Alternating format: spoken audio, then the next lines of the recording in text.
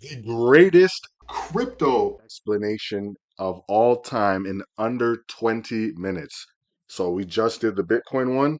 Let's get into the crypto one. This is a video by Altcoin Daily.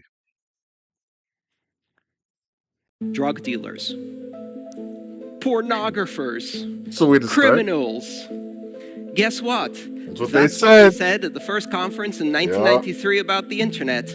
They were wrong then, they're wrong now. This is the greatest crypto explanation of all time. But what is Bitcoin? The world is Yeah. about to change. More than 1,000 other cryptocurrencies have been created, and this is going to change the world faster than the spread of cell phones. If you have a friend that doesn't quite understand cryptocurrency, send him or her this. They will thank you. The children born today will not know a world in which banks exist. It's so good to be at a conference about the internet because I remember my first internet conference. It was in 1992. There were about 100 people there.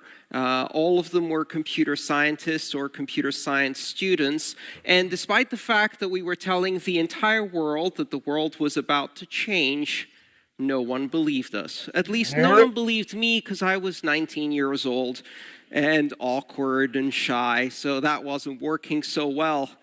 But History repeats itself, buddy.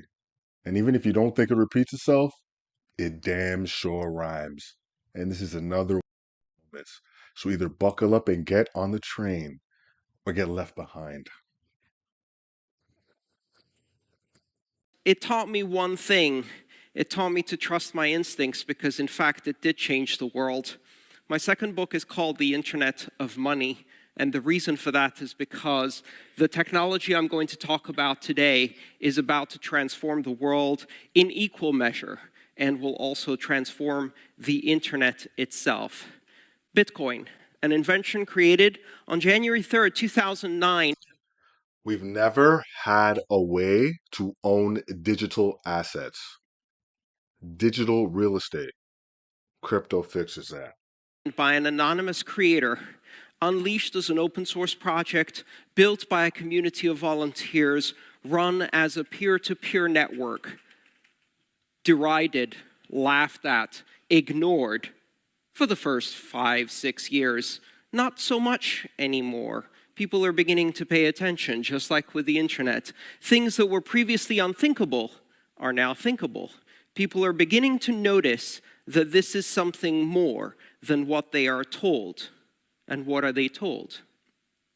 Drug dealers, pornographers, criminals. Guess what? That's what they said at the first conference in 1993 about the internet.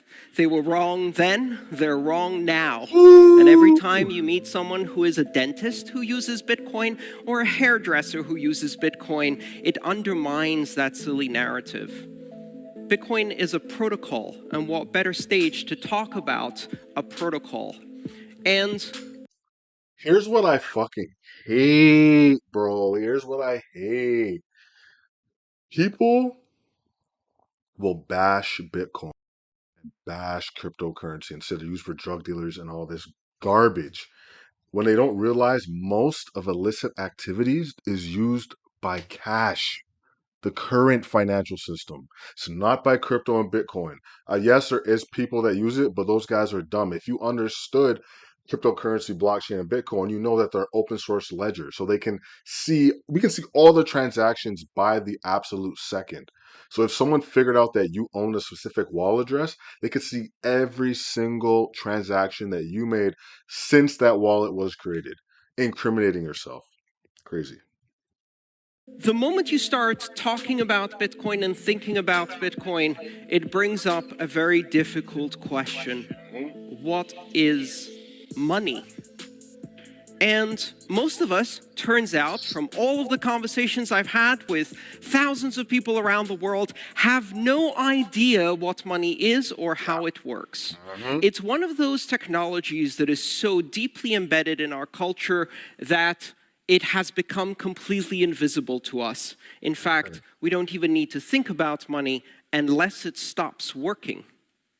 Some countries, they realize that it stops working, and then everybody has interesting things to say Inflation, about what money is. But runaway what is inflation. money? At its very basic level, money isn't value. In fact, you use money to get things of value, products or services, but there is no value in the money itself. And money isn't a construct of authority. We seem to think that these days because all of our money comes from certain authoritative sources. Some guy with a crown says that this is your money, it's your money, and that's the authority it comes from. But what if money could be created without authority? What if money could be created simply through use? It turns out that what money really is a language. Money is a language that human beings created to express value to each other. As a language, is one of the fundamental constructs of civilization that allows us to exceed what's known as the Dunbar number. The Dunbar number is the maximum number of individuals who can operate in a tribe on the basis of kinship, of acquaintance. But if you want two tribes to work together, you need some common bond. And these bonds have included culture, language, religion, and yes, money, a fundamental construct that allows us to exceed the scale of a single tribe and engage in commerce with others on a greater scale. And as our money has evolved, it has been able to evolve its scale to allow us to collaborate and engage in commerce on a greater level. But money is also, ironically, a system of control because controlling money confers great power to those who control it. And as a result, kings and governments have always held a very tight control over money, pretty much like they used to hold over religion for pretty much the same reasons. And now that has changed. On January 3rd, 2009, the world changed because some person created a peer-to-peer protocol, a flat network with no servers, all clients, that is able to express money as a content type. As internet professionals, you may understand what I mean when I say money as a content type. Money that is expressed purely as data, that can be transmitted using any communication medium that can convey information. A Bitcoin. All he's saying, I know he's talking a whole bunch of jargon right now, but I guess because the people he's talking to understand what he's saying. All he's saying is Bitcoin, you can use your phone, use your computer, whatever communication device you have, and you can buy and sell and trade with people across the globe, and you don't have to trust a intermediary. Okay, this guy needs to get into crypto soon, though. I want to hear more about the crypto. Let's see if he put any timestamps in the video because, anyways, let's do it. Transaction doesn't need to be transmitted over the Bitcoin network, although that's a convenient way to do it. You could encode it in Skype emojis. You could write it up and put it in a Craigslist ad. You could post it on Facebook in the background of a picture of kittens playing with yarn.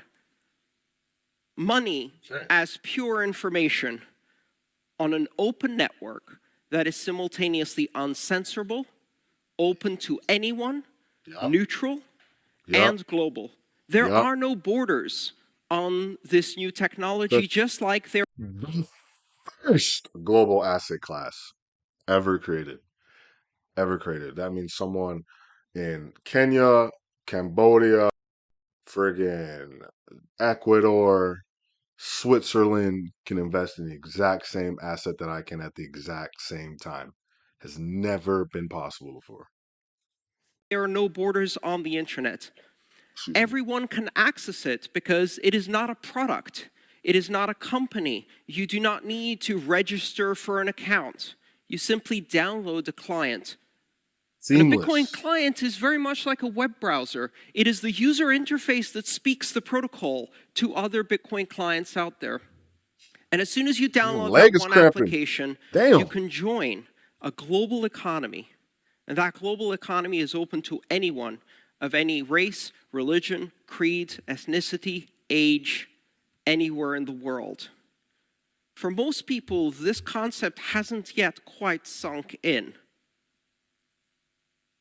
The children born today will not know a world in which banks exist. They will not know a world Yo, in which paper money exists any more than many of the young people in our industry today have no idea what the world used to look like before the internet.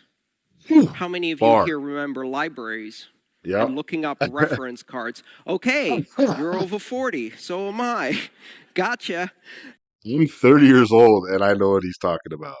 We were like the kids that grew up with like computers and internet and stuff like that. Um, like even YouTube, I was '05. Like I was right there at the beginning of the boom of everything. Web 2 is what they call these things, right?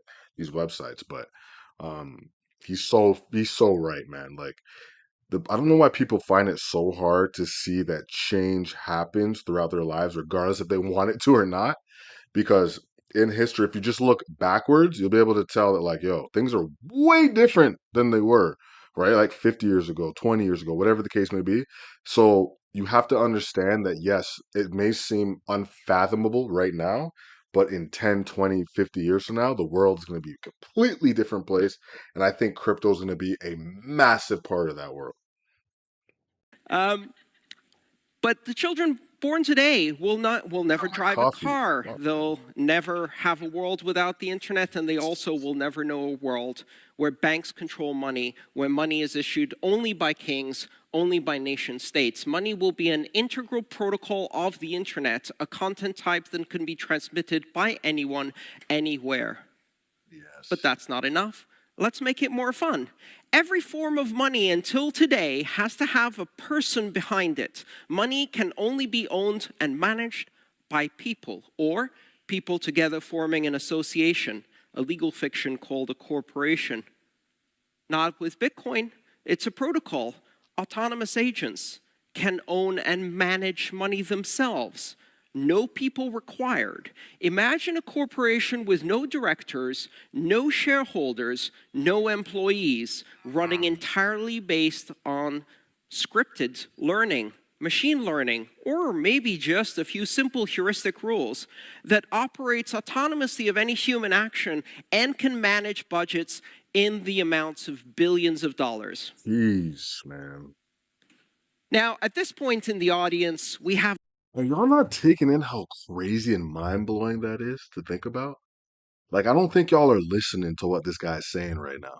Like, if you really know what this guy's saying, like, the fact that there's some of you out there that's probably watching this that's still afraid to throw some money into crypto or even Bitcoin per se, yo, you're gonna hate yourself in 10 years if you don't take advantage of this time in history. I'm telling you. Massive, massive, massive. a split. Some people are thinking, oh no, that sounds terrible. What if it's a virus? What if it's intelligent ransomware that self-propagates and buys Amazon Web Service systems so that it can grow when it's successful? What if it starts running A/B testing on itself by hiring programmers to make itself better? Yeah, all of that's going to happen. But what if it's a charity? What if it's an intelligent charity that can detect the emergence of a natural disaster and automatically and instantaneously divert large funds directly to the people most in need without human intervention? And unlike most charities today, 100% of the funds donated go to those in need.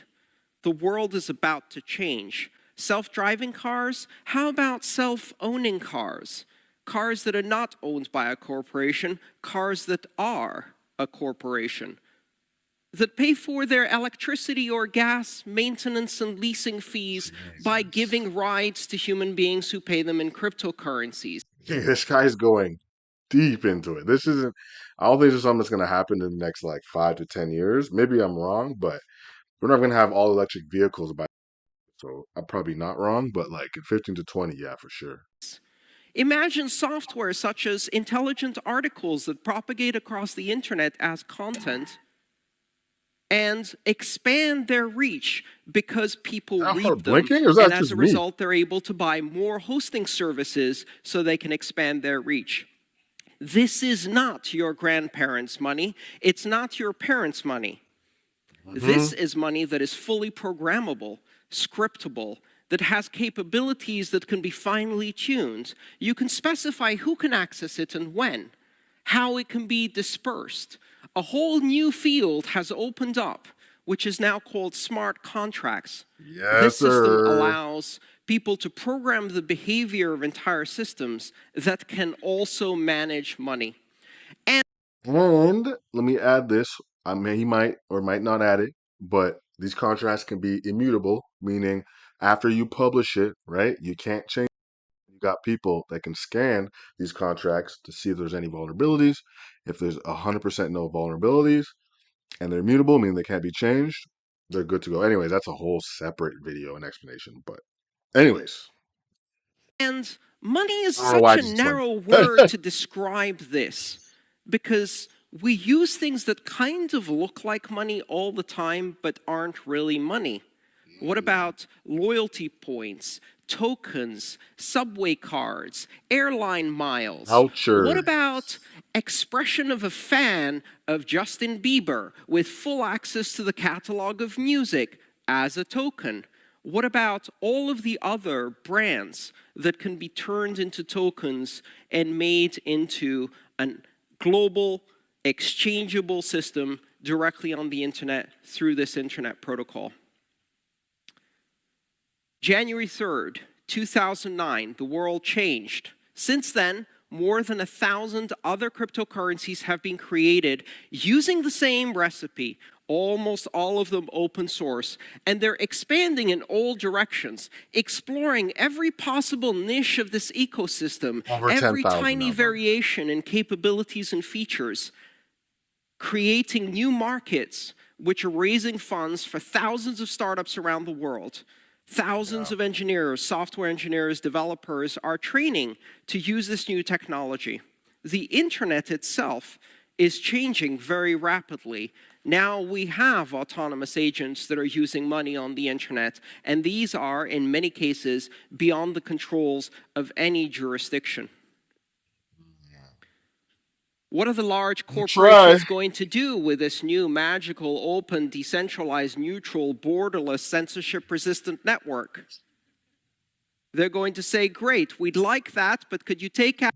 Here's the one fear I have, right? And this is more so for people that live in nations that want ultimate control at some point. So China, unfortunately, America and Canada are in that bucket too. We just call it democracy, but as we've seen with the jab, right? They force us to do a lot of things. Anyways, um, my point being is that the one thing that scares me is the wallet addresses. If they demand that when you do your taxes, you give up your wallet address, then they can clearly go on chain and track everything that you've done with that specific private wallet. And if they catch you not submitting any wallets that you may have in use, then you're probably going to be end up facing jail time or fines and things like that. They can implement those things through law. Lawmakers can implement those things. So that's one of the things that scares me. Um, but other than that, like it sounds crazy. I think the most important thing for us to do is not only have our money in crypto, but also have location freedom, which means getting as many passwords as you possibly can. out the open, decentralized, borderless, neutral, censorship-resistant properties and package it with an SLA, a 12-month license, and control. Control for us. They will take the internet and they will make intranets. They will make closed gardens of boring, stale content that is fundamentally insecure, that sits in the backyards of corporations, adding a tiny bit of value, but outside of the participation of the global community, insulated from the wave of innovation that is happening all around us. They will create these intranets. They will claim victory. They will turn around and they will say, we invented blockchain. And they will be wrong, and they will fail. Because the real principle, the real exciting thing about this technology, it's not the blockchain, which is a database artifact that is created out of this protocol. It is the ability to achieve distributed consensus among parties that don't trust each other across great distances without any central party. Because think about when you want to, let's say, go buy a car. right? Or maybe you're buying something off of eBay from someone, or you're buying something across the globe, right? Times you got to trust not only the person you're buying from, but you got to trust the entity in between that you're doing this transfer on, right? So imagine a system where you can it's not really like a those in it's not really like those intermediary systems where they hold assets for you in between, and then once the payment is being made, then they send you the item or whatever you're buying. But it's almost instantaneous. Like you can't, like the moment you put something up for sale, and the moment I decide that I want to buy that thing, the swap happens instantaneously, right? Instead of having someone in between delegating both of these assets. So insane. And I messed that up crazy. My mind's all over the place. without any authority, without any intermediary. And that consensus from the outside looks chaotic. It looks messy. It looks weird. Well, everyone in this room already knows something that is open, flat, weird, and is not understood by corporations. The internet. We already did it once. We're going to do it again. And this time, we're going to bring the entire world with us. In the background of this grand story, there's another story that's playing out. After 25 years of the internet, it still takes 3 to 5 days to send money from here to a country that's not in Europe. It will still cost you 30, 40 US dollars to send money. And that's only if the country you're sending it to isn't a poor country, in which case it will cost far more and take far longer. Yeah. A giant network of centralized, closed, corrupt systems that are sucking money out of the poorest people on this planet. In 2017, 2.5 billion people do not have access to banking. That means they have zero access to banking, cash-based only, and that's only counting heads of household, not their spouses, not their children. So clearly, they don't matter. Probably is. That's according to the International Monetary Bank. Now, imagine what happens if you bring banking to an app, to a $20 Android, to everyone who has a smartphone. 3.5 to 4 billion people are on the internet today. Just over 1 billion people of those have banking, have full access to financial services. We're going to bring it to the other 6 billion fast. And this is going to change the world faster than the spread of cell phones. Imagine a $20 Android landing in a village in Kenya, and it's no longer just a communications device. It's a bank. Not a bank account, a bank. It can wire and receive funds from anywhere in the world. It can do lending or receive lending for a mortgage, to buy seeds for a field, to bring disaster relief. It can internationally connect every person on this planet, and we can do this within the next 10 years. The world will radically transform when you bring the capability of a broad economic inclusion to everyone in this world. Now, you would think that banks want to do this. You'd be wrong. Tell me why. It's not really profitable serving people who have little money, little connectivity, no access Yeah, because that's why you get hit with them fees every month. Just to have an account open is ridiculous, bro. to ID in oppressed countries with terrible governments. Also, in most of those countries, the banks are criminals. They are criminal organizations, or really quite indistinguishable from the local mob. So how do we fix that? Up to now, the approach for all of these technologies, whether it was PayPal or any of the other technologies we've seen emerge in financial technology very, very slowly, was to carefully and politely ask for permission. Yeah. Bitcoin is not asking for permission. Don't follow the rules and you get banned, buddy. We forgot to do that. And so we will proceed in banking the entire world without asking for anyone's permission.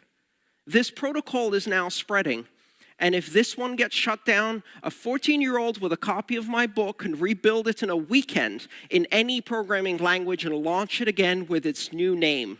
And again, and again, and again, until we succeed. The world is now connected. Finance is now an application, and money is a content type.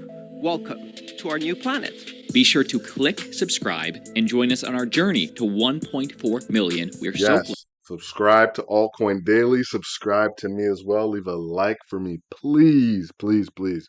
It really helps push these videos out. My real want for these videos is for people that are coming into the space that are new to have a new understanding of why crypto is important, why Bitcoin is important, why should I take part in this thing, right? People don't really understand that yet. It's not a complete explanation of exactly what it is, I guess you could say, but it's more so why this is going to be important to your life and how it's going to change the world. It's so important. So anyways, thanks for watching, and I'll see you in the next one.